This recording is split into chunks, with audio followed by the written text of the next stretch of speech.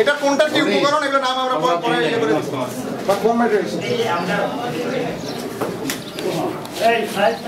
গোয়েন্দা তথ্য ছিল যে এই হুজিবির কিছু সদস্য আঞ্চলিক তারা অন্য কোনো জায়গা থেকে চট্টগ্রামে মিলিত হচ্ছে এবং এখানে একটি জায়গায় একটি আস্তানায় অবস্থান করছে।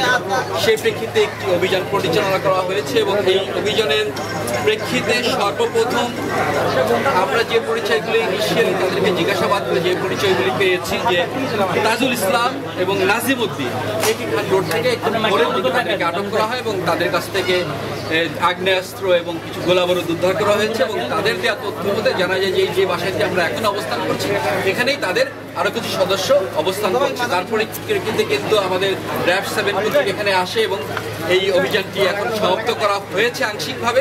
তারা এখানে যে ইনিশিয়ালি আমরা যখন দেখতে পেয়েছি যে দূর থেকে যে তারা যে ভিতরে যে ইলেকট্রনিক গ্যাজেটগুলি ছিল সেগুলি তারা বার্ন করে দিয়েছে এবং আশেপাশে সবাই দেখতে পেয়েছে। পরবর্তীতে আমরা ভিতরে দরজা ভেঙে যখন ঢুকে তাদেরকে 3 জনকে আটক করা হয়েছে।